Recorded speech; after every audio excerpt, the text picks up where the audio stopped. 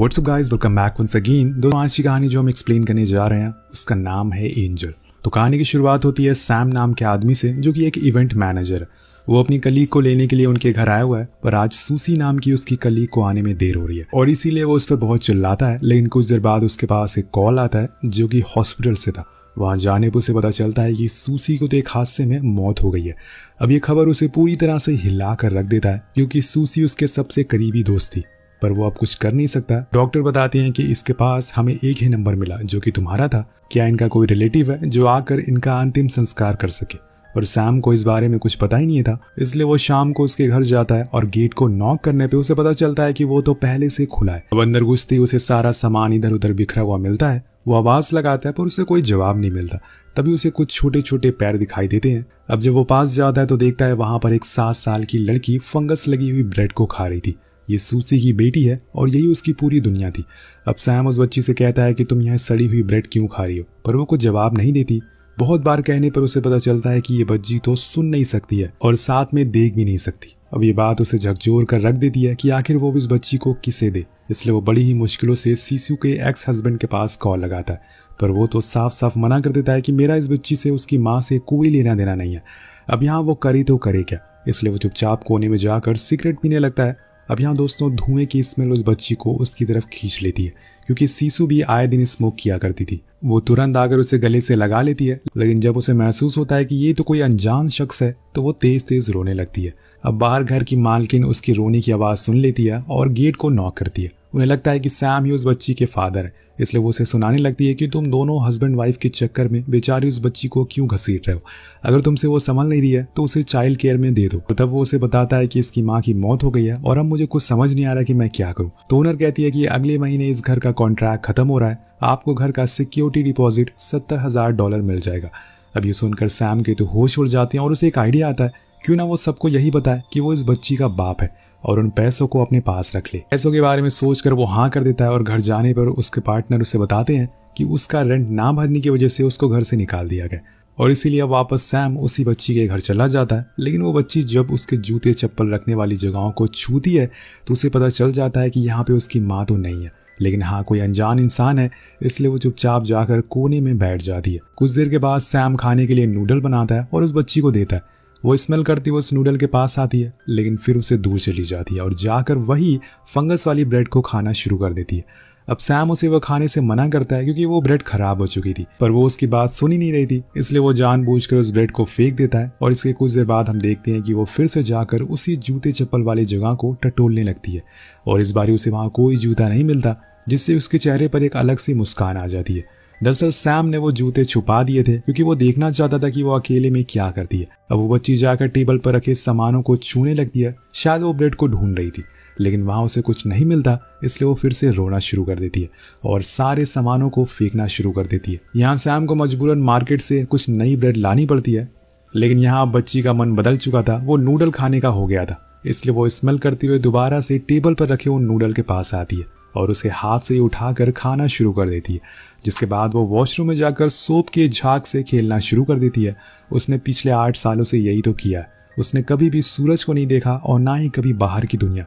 लेकिन ये बात सैम को अभी पता नहीं है, पर वो बच्ची आज बहुत ही खुश है, क्योंकि उसने आज बड़े ही दिनों बाद कुछ अलग खाया है। अगले दिन जब वो सोकर उठता है तो देखता है कि बाहर कुछ लोग खड़े हैं जो इस फ्लैट को देखने के लिए आए।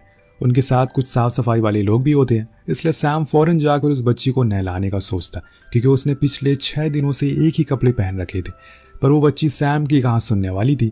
वो उल्टा उस पर चिल्लाना शुरू कर देती है और इसीलिए वो सब कुछ छोड़कर यहाँ से बाहर आ जाता है। लेकिन बीच रास्ते में जाकर उसे पता चलता है कि उसका फोन और लैपटॉप तो वहीं रह गया।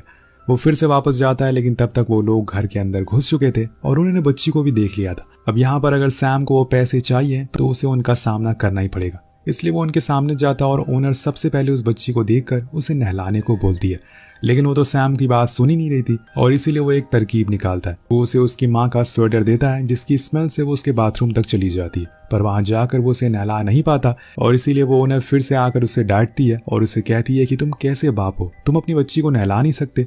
जिसके बाद वो उस बच्ची के हाथों में एक खिलौना रखती है और फिर बड़ी ही आराम से उसे नहला देती है। यहाँ पर आकर सैम को पता चलता है कि वो बच्ची सुन और बोल नहीं सकती, इसलिए वो ऐसा बिहेव कर रही है। उसी रात तेज बारिश होती है और बिजली भी कड़कड़ाती है, जिसे डर कर बच्ची आकर सैम से लिपट जाती है। पर जब वो उसे छूता है तो उसे पता चलता है कि उसे बहुत तेज बुखार है। वो फौरन उसे उठाता है, अपनी पीठ पर बैठाकर डॉक्टर के पास ले जाता है। लेकिन पूरे रास्ते उसके दिमाग में एक ही ख्याल बार बार आ रहा था कि आखिर ऐसा कब तक चलता रहेगा। उसके पास तो अब खाने के भी पैसे नहीं है, जो सिक्योरिटी के पैसे मिलने वाले हैं उसमें अभी बहुत ही टाइम है, इसलिए उसे कुछ न कुछ तो करना होगा। तभी उसे सरकार की एक स्कीम याद आती है जिसमें अपाहिज बच्चों को स्कूल में दाखिला करने पर उन्हें हर महीने कुछ पैसे मिलते हैं, और इसीलिए वो एक दिन बच्ची को स्कूल ले जाता है। पर वहां भी एक गड़बड़ हो जाती है। दरअसल ये स्कीम उन बच्चों के लिए थी जो सुन नहीं सकते या फिर बोल नहीं सकते, लेकिन ये बच्ची दोनों नहीं कर सकती, इसलिए उन्हें निराशा के साथ वहां से घर लौटना पड़ता है। यहाँ सैम के लिए एक और मुसीबत आ पड़ी थी। घर पर कुछ लोग आते हैं जो लोन डिपार्टमेंट से थे। अब लोन चुकाने की डेट निकल चुकी थी, इसलिए सैम के पास जो कुछ भी था वो उसे कब्जा कर लेंगे, यानी कि जो पैसे उसे मिलने वाले थे अब वो भी उसे नहीं मिलेंगे। उसके लिए मुश्किलें बढ़ती जा रही थी। साथ पे काम करने वाली सारी लड़कियां अब उसका साथ छोड़ रही थी, क्योंकि वो कोई भी इवेंट ऑर्गेनाइज नहीं कर पा रहा था। जब वो घर आता है तो देखता है कि गेट पे वो बच्ची उसका इंतजार कर रही है। अब यहाँ सैम उसे कुछ वर्ड पढ़ना सिखाता। शायद उसे ये करके थोड़ा सुकून मिल गया था। वो उस बच्ची को एक नया नाम देता है, वो था जूली। उसने जूली की हथेलियों पर कई सारे वर्ड रखे और उन्हें उससे पढ़ने लग गया, क्योंकि वो उन्हें हाथों से छू कर महसूस कर पाती थी। सबसे पहले वर्ड वो उसे जूली को सिखाया था वो था डैड। अगले दिन वो फिर से काम से लौट कर आता है, लेकिन आज का दिन उसे बहुत ही बुरा गया था। उसकी कंपनी अब कोई और टेक ओवर कर रहा है और इसी चक्कर में उसका मूड ठीक नहीं है। पर जूली आज भी उसका गेट पर इंतजार कर रही थी। वो उसे बिना कुछ बताए जाकर सो जाता है। नेक्स्ट डे जब वो ऑफिस पहुंचता है तो उसके होश ही उड़ जाते हैं। असल में उसका रूम पार्टनर ने उसकी कंपनी को अपना बना लिया था धोखे से, और उसका पार्टनर अब उसे बोलता है कि अब तुम्हें खुद मेरे अंदर काम करना होगा। अब सैम इन सब से खामोश था। उसे कुछ समझ नहीं आ रहा था कि इस समय वो क्या करे। अब जब वो घर लौट रहा होता है तो वो देखता है कि उसका पार्टनर उन लड़कियों के साथ बुरा बिहेव कर रहा है जो कभी सैम के लिए काम करती थी। इसलिए वो जाकर उसे बहुत मारता है और उस लड़की को अपने घर सही सलामत छोड़ देता है। अब इस सीन को देखकर आप इतना तो अंदाजा लगा सकते हैं कि सैम दिल का एक अच्छा इंसान है। अब घर आने पे वो देखता है कि जूली सो चुकी है और आज उसने उसका वेट नहीं किया। तभी उसके फोन में उसे एक नोटिफिकेशन आती है। तो पता चलता है कि उसका क्रेडिट कार्ड तो बंद कर दिया गया। जिसके बाद वो अपने पर्स को चेक करता है जिसमें कुछ पैसे बचे हुए थे और इसमें एक दिन का भी खाना नहीं आ सकता। वो ऐसे ही उदास पूरी रात बैठा रहता है। तभी उसके हाथ सीसू का फोन लग जाता है जिसमें वो उसकी और जूली की बचपन की फोटोज देखता है। दोनों बेहद ही खुश लग रहे थे। अगर वो चाहती तो वो जूली को पैदा होते ही अनाथ आश्रम में छोड़ सकती थी, लेकिन उसने मुसीबतों से लड़ने का फैसला किया। और तभी उसकी नज़र कुछ चैट पर पड़ती है जिसमें सीसू किसी एक गांव में रहने वाली आंटी को कुछ पैसे उधार दे रही है। अब ये देखकर वो निकल जाता है उस आंटी के पास उन पैसों के लिए, और उसे यही उपाय सही लगता है। कम से कम उसे पैसे चोरी तो नहीं करने पड़ेंगे। लेकिन ये इतना आसान नहीं था, क्योंकि वो गांव बहुत ही बड़ा था और वहाँ एक इंसान को ढूंढना बहुत ही ज़्यादा मुश्किल। इसलिए वो उनकी फ़ोटो प्रिंट करवाता और फिर सभी को बांटना शुरू कर देता है। लेकिन इससे भी कुछ फ़ायदा नहीं होता। वहीं जूली ने पहली बार ताज़ी हवा और सूरज को देखा था। उसके लिए ये एहसास एकदम नया था। लेकिन जब सैम वापस कार में लौट कर आता है तो देखता है कि वहाँ पर जूली नहीं है। वो फ़ौरन जाकर उसे ढूंढना शुरू कर देता है। तभी उसकी नज़र कुछ दूर एक खेत पर पड़ती है जहाँ के किसान परिवार के साथ जूली खेल रही थी। अब वो उसके पास जाता है और जूली की वजह से उसकी उस किसान से दोस्ती हो जाती है, जिसमें वो बताता है कि अगर तुम्हें यहाँ रहना है तो खेती करनी होगी, जिसके बदले में तुम्हें खाना और सोने को मिलेगा। अब वो मान जाता है, लेकिन एसी रूम में टेबल पर बैठकर काम करना और ऐसे खेत में किसान की तरह पसीने बहाने में ज़मीन आसमान का फ़र्क होता है। और ये बात सैम को एक ही रात में समझ आ जाती है। लेकिन उसी रात वो जूली पे थोड़ा चिल्ला भी देता है, क्योंकि वो बार बार उसे कुछ खिलाने की कोशिश कर रही थी। अब अगले दिन वो लोग फिर से सफ़र के लिए निकल जाते हैं। बीच में सैम को बहुत प्यास लगती है, पर दूर दूर तक कुछ नहीं था। तभी वो एक तरबूज के खेत को देखता है और उसमें एक तरबूज को तोड़कर खाना शुरू कर देता है, और साथ में जूली को भी तरबूज खाना सिखाता है। वो उसके हाथों पर तरबूज लिख कर बताता है, जो तुम खा रही हो ये उसका नाम है। तभी उसके मुंह में बीज आ जाती है और वो उसे बाहर निकालना भी सिखाता है। ये लम्हे दोनों के लिए खास थे, क्योंकि दोनों एक दूसरे से अनजान थे। अब कुछ देर बाद वहाँ पर्क नाम की एक लड़की आती है जिसने सैम को तरबूज चुराते हुए देख लिया था, पर वो जूली को देखकर कुछ उसे नहीं कहती। लेकिन आज सैम उसे उस आंटी की फोटो दिखाकर उसके बारे में पूछता है। लेकिन वो कहती है कि अगर तुम्हें इस गाँव के लोगों से मदद चाहिए तो पहले तो उनकी चीज़ों को चुराना बंद कर दो। अब यहाँ दोस्तों तेज़ बारिश हो रही थी। दोनों कार के अंदर लेटे हुए थे, लेकिन यहाँ जूली बार बार उसे जिद करती है कि चलो बाहर चलो, पर वो मना कर देता है। तो उसे जूली को डांटना पड़ता है, जिसकी वजह से वो गुस्सा होकर बैठ जाती है। अब उसे उदास चेहरे को देखकर वो पिघल जाता है और मजबूरन उसे बाहर आना पड़ता है। अब वहाँ उसके साथ वो पीछे पीछे छाता लेकर घूमता रहता है ताकि वो भीगे ना। लेकिन आज जूली तो अपने ही होश में नहीं थी। उसके लिए मानो ये बारिश की बूंदें किसी उम्मीद की तरह लग रही थी, वो उम्मीद जो उसे सैम में महसूस होने लगी थी उसके माँ के जाने के बाद। लेकिन यहाँ सैम उस नादान बच्ची के पीछे पीछे बस चलता और घूमता रहता है। कुछ देर बाद उनकी कार को देखकर वहां पर पर्क आती है और उन्हें अपने घर ले जाती है, जहां सभी लोग एक साथ बैठकर खाना खाते हैं। दरअसल यहाँ पर्क अपने 2 कजिन और एक बूढ़े पिता के साथ रहती है। तभी हम देखते हैं कि जूली अपने मुंह से खाना निकाल कर सैम को देने लगती है। यहाँ वो उसका ये बिहेवियर देखकर बहुत गुस्सा हो जाता है। लेकिन तभी पर्क के डैड उसे बताते हैं कि मेरी भी माँ इस बच्ची की तरह थी, वो देख और बोल नहीं सकती थी, वो हमेशा ऐसे सेम अपने मुंह से थोड़े से खाने को निकाल कर दूसरे को देती थी। जब हमने इस बारे में डॉक्टर से पूछा तो उन्होंने बताया कि ऐसे लोगों का ये प्यार जताने का तरीका होता है, वो उन्हें ही खाना देते हैं जिनसे वो बेहद प्यार करते हैं। ये सुनकर सैम तो मन ही मन में रो देता है कि ऐसे चंद ही दिनों में इस बच्ची ने उसे अपना बना लिया, इतना प्यार दिया। वो पूरी रात उसका हाथ पकड़कर बैठा रहता है और बस यही सोचता रहता है कि मेरे पास तो खुद जीने के पैसे नहीं है और मैं इस बच्ची का ख्याल कैसे रखूंगा।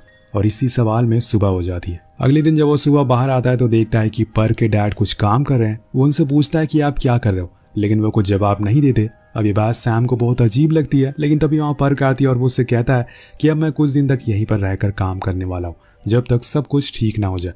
ये बात पर्क को काफी अच्छी लगती है कि वो जूली का ख्याल रख रहा है, लेकिन उसे ये पता नहीं था कि वो उसका असली पिता नहीं है। अब यहाँ से जूली की जिंदगी में काफी बदलाव आने शुरू हो गए थे। उसने नई नई चीजों को महसूस करना शुरू कर दिया था, चीजों को सीखना शुरू कर दिया था। तीनों एक साथ में काफी समय बिताया करते थे, कभी खेत में एक साथ काम करके, कभी बाहर जाकर एक साथ खाना खाकर। तभी एक दिन पर्क के पास उसके डैड की कॉल आती है और तब जाकर सैम को पता चलता है कि उसके डैड को तो भूलने की बीमारी है, इसलिए शायद उन्होंने उस दिन कोई जवाब नहीं दिया क्योंकि वो तो उसे पहचान ही नहीं पाए होंगे। अब एक दिन न जाने कहां से उसे ढूंढते ढूंढते उसका पार्टनर वहां पहुंच जाता है जिसको सैम ने उस दिन मारा था और आज वो अपना बदला लेने आया है। वो कहता है कि जो कार तुम चला रहे हो वो भी कंपनी की है और इसलिए मैं उसे लेकर जा रहा हूँ, जितनी जल्दी हो सके काम पर आ जाओ क्योंकि अब तुम बॉस नहीं रहे। अब वो उसे बहुत मारता भी है। उसके जाने के बाद सैम को समझ आता है कि अब सब कुछ बदल चुका है, जैसा वो सोच रहा था वैसा अब कुछ भी नहीं है। जब वो घर आता है तो उसके चेहरे पर चोट के निशान देखकर पर्क घबरा जाती है और उसे इसकी वजह पूछती है, लेकिन वो कुछ भी नहीं बताता। यहाँ हम देख पाते हैं कि पर्क कहीं न कहीं उसे पसंद करने लगी थी, लेकिन उसने ये बात उसे बताई नहीं। जब वो सो रहा होता है तो न जाने कैसे जूली उसके जख्मों को छूने लगती है। उसे कुछ गीला महसूस होता है। जब सैम उसकी हथेली पर आंसू लिखकर बताता है तो उसे पता चलता है कि जब इंसान दर्द में होता है तो उसे आंसू निकलते हैं।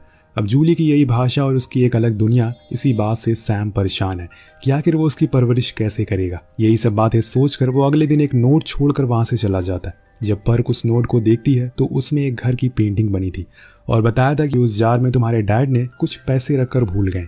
लेकिन उससे इस बात का ज्यादा दुख था कि वो लोग उसे छोड़कर चले गए। वहीं सैम जूली के डैड को बुलाता है और उसे सब कुछ बताता है, लेकिन वो तो जूली के बदले उसे कुछ पैसे देने लगता है और कहता है कि मेरी इस बच्ची से कोई वास्ता नहीं है। अब सैम को ये बात हैरान कर देती है कि कोई इतना कैसे गिर सकता है।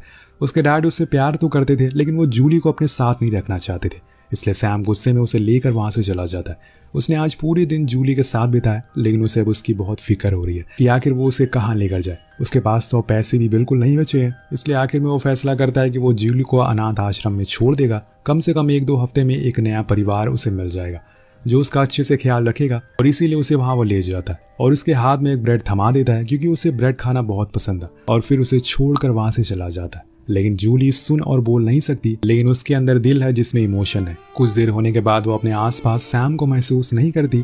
वो अपने आसपास छूने लगती है कि सैम कहाँ गया।